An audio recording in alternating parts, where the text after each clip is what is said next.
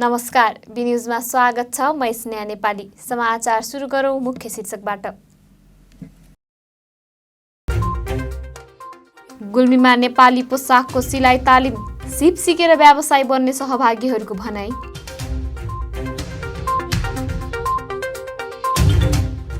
गुल्मीमा विद्युतीय राहदानी ई पासपोर्ट माग अत्याधिक, सेवाग्राहीले चाहेको बेला सेवा लिन नपाउँदा समस्या।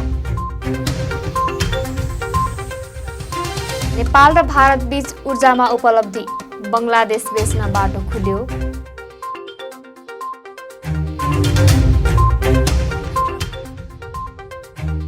र पेट्रोलियम पदार्थको मूल्य वृद्धि, लामो दूरीका सार्वजनिक यातायातको भाडामा 15% वृद्धि।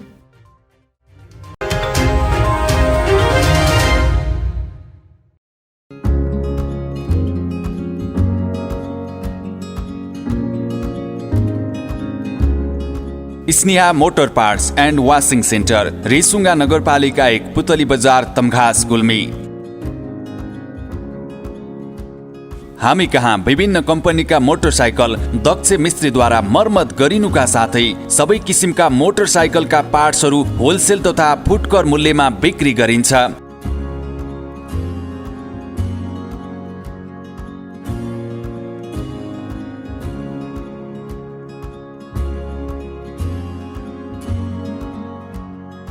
साथै विभिन्न गाडी तथा मोटरसाइकलहरू वासिङ गरिन्छ। यदि मोटरसाइकल बाटैमा बिग्रिए बाटैमा पुगेर मर्मत गर्ने सुविधा पनि छ। Proprietor Pashupati Pandey, phone number 98570 66 853 र 98470 62 853। Sneha motor parts and washing centre, Resunga नगरपालिका 1, पुतली बजार, तमघास, गुल्मी। एक पटक सेवा गर्ने मौका अवश्य दिनुहोस्।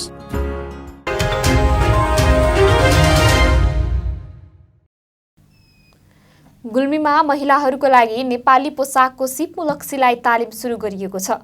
घरेलु तथा साना उद्योग कार्यालय गुल्मीको आयोजनामा भगत सर्वजित शिल्प व्यवसाय सिप विकास तथा प्रबन्धन कार्यक्रम अन्तर्गत 2 महिने नेपाली पोसाक सिलाइ तालिम सुरु गरिएको हो। गुल्मी जिल्ला सदरमुकाम तमघासमा स्वदेशमै श्रम स्वदेशमै पसिना भन्ने नाराका साथ नेपाली पोसाकहरू, विद्यालयको पोसाक, गुन्यो चोली, जातीय पोसाक तथा नेपाली दौरा सुरुवालहरूको सिपमूलक सिलाइ तालिमको शुभारम्भ गरिएको हो। 2 महिने तालिमको लुम्बिनी प्रदेश सरकार उद्योग वाणिज्य तथा आपूर्ति मन्त्रालयका सचिव हेमराज सुवेदीले शुभारम्भ गर्नुभएको हो। तालिमको शुभारम्भ गर्दै सचिव सुवेदीले सहभागीलाई तालिमबाट प्राप्त हुने ज्ञान सिपलाई व्यवहारमा लागू गरी व्यवसाय मुखी बन्न आग्रह गर्नुभयो। तर यो चाहिँ 60 दिनसम्मको तालिम सम्पन्न गरेर बढीभन्दा बढी ज्ञान सिकेर सिप सिकेर र भोलि आफैले सिङ्गल रूपमा आफू एक्लै भएर आफू एउटा चाहिँ सटरको चाहिँ मालिक भएर र केही मान्छेलाई चाहिँ काम लगाएर तपाईँले चाहिँ यो दौरा सुरुवाल सिलाउने, अरू कपडाहरू सिलाएर तपाईँले कतिभन्दा बढी कारोबार गर्न सक्नुहुन्छ। त्यसबाट तपाईँको सफलताको चाहिँ मापन हुन्छ। तालिममा सहभागी हुन पाउँदा सहभागीहरू खुसी भएका छन्। तालिमबाट सिप सिकेर व्यावसायिक बन्ने सहभागीहरूको भनाइ छ। तालिम मलाई एकदम खुसी लागिरहेछ। तालिम सिक्न पाउँदा एकदम खुसी छु। तालिम सिकिसकेपछि व्यापार व्यवसाय गर्न चाहन्छु। 60 दिने सिलाइ कटिङ तालिम दिनुभएको छ र हामीलाई राम्रो लागेको छ। अझै पनि 60 दिने तालिम भन्दा हामीलाई अझै 2 महिने नभई 3 महिने अथवा हामीले हाम्रो सिप बाहिर पनि देखाउन सक्ने गरी दिनुभयो भने हामी अलि शिक्षित भन्दा पनि आफै उद्यमी बनेर गर्ने थियौँ जस्तो लाग्छ। नियमित रूपमा तालिम लिएर सिप सिक्न घरेलु तथा साना उद्योग कार्यालय गुल्मीका प्रमुख लक्ष्मण घिमिरेले आग्रह गर्नुभयो। व्यवस्थापकज्यूले तोकिदिएका कतिपय समयका सीमाहरू छन् होला, त्यो बाहेक पनि अगाडि पछाडि अथवा यहाँ सिकेको कुराहरू घरमा ओल्तिर पल्तिर होइन, जसरी हामी घरमा गएर गृह कार्य गर्छौँ पढ्ने बेलामा, त्यस्तो खालका कुराहरूमा चाहिँ जोडेर चाहिँ आफ्नो सिपलाई चाहिँ थप तिखार्नु होला, मजबुत बनाउनु होला भन्न चाहन्छु। तालिम लिइसकेपछि उनीहरूलाई प्रविधि हस्तान्तरण गरिने भएको छ। तालिममा 15 जना दलित समुदायका महिलाहरू सहभागी रहेका छन्। यसबाट दलित महिलाहरूको आर्थिक रूपमा सशक्तिकरणका लागि मद्दत पुग्ने विश्वास गरिएको छ। अनिल खत्री, गुल्मी।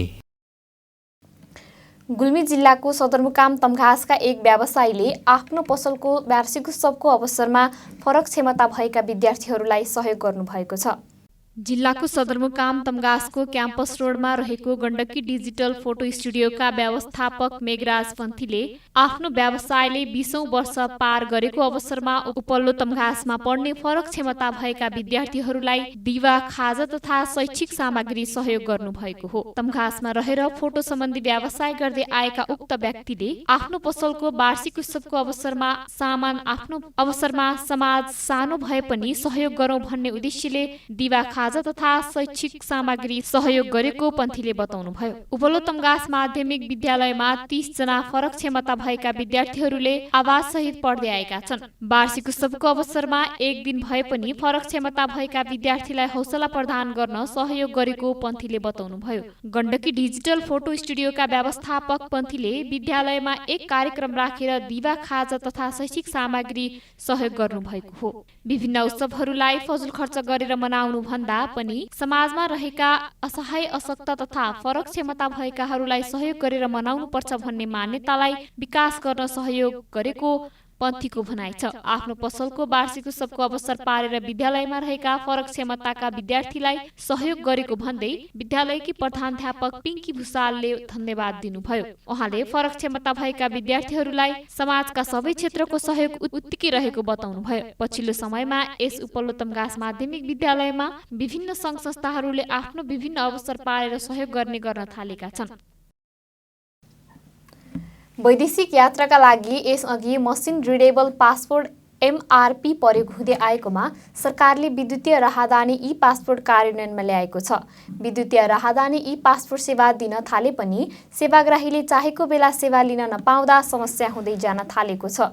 माग अनुसार सेवा नपाउँदा सेवाग्राही समस्यामा परेका छन्। हेरौँ यो एक रिपोर्ट। गुल्मी जिल्लासँगै देशभर सरकारले विद्युतीय राहदानी ई पासपोर्ट सेवा दिन सुरु भएको छ। सरकारले मेसिन रिडेबल पासपोर्ट MRP लाई विस्थापित गरेपछि ई पासपोर्ट सेवा दिन थालेको हो। तर यो सेवाग्राहीको माग अनुसार चाहे जति दिन नसक्दा सेवाग्राहीले शास्ति खेप्दै आएका छन्। अहिले जिल्ला प्रशासन कार्यालय गुल्मीले सीमित संख्यामा राहदानी दिन थालेको छ, जसले गर्दा सेवाग्राहीले हैरानी खेप्नु परेको छ। खासमा पासपोर्टको लागि आएको थिएँ हिजो, तर अब यहाँ चाहिँ के रहेछ भने सिस्टम चाहिँ पहिला आउँदा त्यो सिस्टम थिएन, अहिले चाहिँ अनलाइन सिस्टम रहेछ। अनलाइन पनि कस्तो भने सधैँ नखोलिदिने, उहाँले DNA अफ गरिदिनु हुँदो रहेछ। अनि दिनमा लगभग 15-20 जनाभन्दा धेरैको लिनु हुँदो रहेनछ। अनि त्यसले गर्दाखेरि चाहिँ समस्या भयो। अब शुक्रबार कति 2 बजेपछि फर्म खुल्ने भन्नुभएको छ। अब हामी काठमाडौँबाट यहाँ आइयो, शुक्रबार फर्म भर्न पाइन्छ कि पाइँदैन त्यो पनि थाहा छैन। फर्म भर्न पाइयो भने त्यसपछि काम हुने भयो, नत्र भने त्यो बेला पनि काम हुने भएन। 4 पालादेखि आएको पासपोर्टको लागि, अनि यहाँ पासपोर्ट पहिले फर्म भरिसकेको, अनि आज चाहिँ फोटो बिग्रिएर फेरि फोटो खिच्न आएको यहाँ। विद्युतीय राहदानी ई पासपोर्टको माग अत्यन्तै धेरै भएको गुल्मीका प्रमुख जिल्ला अधिकारी पुण्य विक्रम पौडेलले बताउनुभयो। काठमाडौँबाट पनि सेवा लिन गाह्रो भयो भनेर यहाँ आएर बस्ने गरेकाले चाप बढेको पौडेलको भनाइ छ। अब काठमाडौँदेखि यता फर्केर पासपोर्ट लिनको लागि चाहिँ गुल्मीतिर फर्किरहेको स्थिति छ। अहिले चाप अत्यधिक धेरै भएको छ। 3वटा डेस्कबाट हामीले एउटाको काम गर्छौँ। अब चाहिँ चाप चाहिँ अत्यधिक बढिरहेको स्थिति छ। त्यसैले नागरिकहरूले शास्ति भयो भनेर भनिरहेको, गुनासो गरिरहेको स्थिति छ। विद्युतीय राहदानी ई पासपोर्ट लिन सुरुमा आफैले वा साइबरबाट फर्म भरेर तोकेको दिन फर्म लिएर जानुपर्ने हुन्छ। तर सुरुकै फारम भर्न नपाउँदा कैयौं नागरिक सेवा लिनबाट वञ्चित छन्। प्रशासन कार्यालयको राहदानी फाँटमा गइसकेपछि 3 चरणमा काम पूरा गरेपछि मात्रै विद्युतीय राहदानी ई पासपोर्ट तयार हुन्छ। विकसित मुलुकहरूले विद्युतीय राहदानी ई पासपोर्ट प्रयोग गर्न थालेपछि नेपालले पनि नयाँ पासपोर्ट दिन सुरु गरेको हो। अनिल खत्री, गुल्मी। दक्षिण एसियाली क्षेत्रीय सहयोग संगठन सार्कको फ्रेमवर्क र बहुक्षेत्रीय प्राविधिक तथा आर्थिक सहयोगका लागि बंगालको खाडीको प्रयास बिम्स्टेकको घोषणा भन्दा पनि माथि उठेर भारतले नेपालको बिजुली व्यापारका लागि मार्ग प्रशस्त गरेको छ। वर्षाको समयमा खेर जाने बिजुली क्षेत्रीय बजारमा बिक्री गर्न नेपालले लामो समयदेखि प्रयास गरे पनि सफलता पाउन सकेको थिएन। प्रधानमन्त्री शेरबहादुर देउवाको भारत भ्रमणका क्रममा भारत नेपाल संयुक्त भिजन जारी गर्दै ऊर्जा क्षेत्रमा एक आपसमा सहयोग अभिवृद्धि गर्न दुवै देश सहमत भएका छन्। यसबाट नेपालको क्षेत्रीय बजारमा प्रवेश गर्ने लामो समयदेखिको चाहनाले अब मूर्त रूप पाउने भएको छ। नेपाल र भारतका प्रधानमन्त्रीले संयुक्त भिजनलाई ऊर्जा क्षेत्रमा हालसम्मकै सबैभन्दा ठूलो उपलब्धिका रूपमा अर्थ्याउनु र त्यसमा सहमति जनाउनुले बढी भएको बिजुली सहजै रूपमा भारत र बंगलादेशमा निर्यात गर्ने मार्ग प्रशस्त भएको छ। संयुक्त भिजन नाम दिइएको उक्त सहमतिमा नेपालका केही ठूला आयोजना नेपाल र भारतको संयुक्त लगानीमा विकास गर्ने, अन्तर्देशीय प्रसारण लाइनको निर्माण गर्ने, बजारको माग आधारमा उपयुक्त पहुँच दिने उल्लेख छ। उपक्षेत्रीय संगठनका रूपमा रहेको BVIN-मा आबद्ध देशहरूलाई त्यसमा समेट्ने भन्ने घोषणा आफैमा महत्त्वपूर्ण छ। भारतको पछिल्लो सहमतिले नेपालमा बढी भएको बिजुली खेर नजाने सुनिश्चितता बढेको छ। अब नेपालको बिजुली बंगलादेशको बजारसम्म पुग्छ भन्ने सुनिश्चितता भएको छ। भारतीय प्रधानमन्त्रीले हामी नेपालको बिजुली खरिद गर्छौं भनेर सार्वजनिक रूपमा नै प्रतिबद्धता जनाउनु पनि अर्को महत्त्वपूर्ण उपलब्धिका रूपमा लिन सकिन्छ। समाचारमा पालो भएको छ विश्रामको। विश्रामपछि पुनः उपस्थित हुने नै छौं। हामीसँग रंगीन जीवन बनाउनुहोस्। हामी तपाईको हरेक भावनाहरूलाई समेट्न सक्छौं। हामी एक जीवन्त, आश्चर्यजनक र अविस्मरणीय क्षण कैद गरी सुरक्षित राख्नेछौं। B television Tamghas Gulmi. कुनै पनि पार्टी, म्युजिक भिडियो छायाङ्कन, comedy serial, short movie, serial, club, आमा समूह, विद्यालय, अन्य सङ्घ संस्थाको कुनै पनि कार्यको भिडियो खिची बी टेलिभिजनबाट प्रसारण गर्न र HD भिडियो वर्षौसम्म सुरक्षित गर्नको लागि सम्पर्क गर्नुहोस्। साथै विवाह, इन्गेजमेन्ट, बच्चाको फोटो भिडियो, पास्नी, घरमा हुने अन्य पूजापाठ, व्रतबन्ध, अन्य धार्मिक कर्मकाण्डहरूको भिडियो खिची क्षणहरू कैद गर्नु परे हामीलाई सम्झनुहोस्। उच्च स्तरीय प्रविधिको प्रयोगबाट भिडियोग्राफीको लागि सम्पर्क। समाचार मिडिया नेटवर्क प्रणाली बी टेलिभिजन HD, रेसुङ्गा नगरपालिका 8, लाकुरी मञ्च, तमघास गुल्मी। फोन नम्बर 9857 64 833, 98473 89 115 र 98475 23026। जहाँ जहिले पनि हामी एकल फोनको प्रतीक्षामा छौं।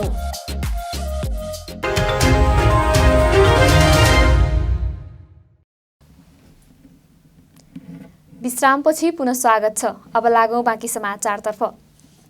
सरकारले अन्तर्प्रदेश चल्ने लामो दूरीका सार्वजनिक सवारीको भाडा 15% वृद्धि गरेको छ।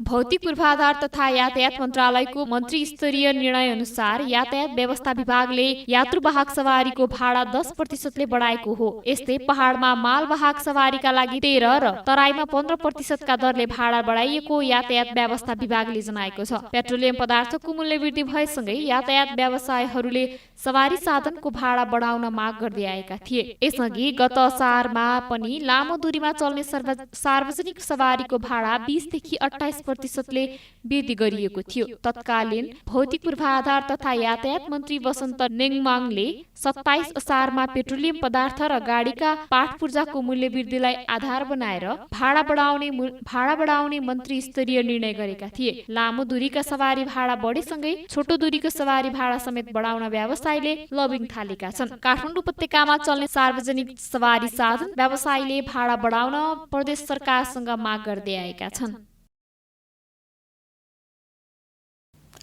मुलुकभर पछिल्लो 24 घण्टामा थप 23 जनामा कोरोना संक्रमण पुष्टि भएको छ। स्वास्थ्य तथा जनसङ्ख्या मन्त्रालयका अनुसार पछिल्लो 24 घण्टामा 6909 जनाको RT-PCR र एन्टिजेन विधिबाट परीक्षण गर्दा 23 जनामा कोरोना संक्रमण पुष्टि भएको हो। मन्त्रालयका अनुसार 5847 जनाको RT-PCR विधिबाट परीक्षण गर्दा 23 जना र 1062 जनाको एन्टिजेन विधिबाट परीक्षण गर्दा कुनै पनि संक्रमित फेला परेनन्। यो सँगै नेपालमा कोरोना संक्रमितको कुल संख्या 11,18,615 पुगेको छ। सोही अवधिमा 30,448 जनाले कोरोना विरुद्धको खोप लगाएका छन्। हाल नेपालमा 879 जना सक्रिय संक्रमितहरू रहेका छन्। हामी समाचारको अन्त्यमा छौं। बिदा हुनु पूर्व मुख्य शीर्षक पुनः एकपटक। गुल्मीमा नेपाली पोसाकको सिलाइ तालिम, सिप सिकेर व्यवसाय बन्ने सहभागीहरूको भनाई।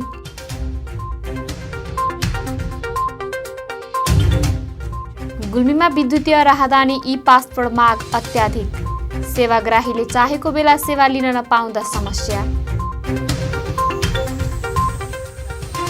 नेपाल र भारत बीच ऊर्जामा उपलब्धि, बङ्गलादेश बेच्न बाटो खुल्यो।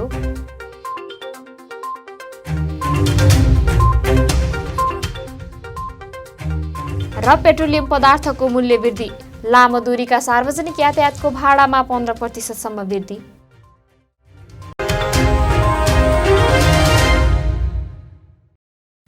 अहिलेलाई बी न्युज सकियो। अर्को न्युजमा उपस्थित हुने नै छौँ। हेर्दै गर्नुहोला बी टेलिभिजन HD। हवस् त, नमस्ते।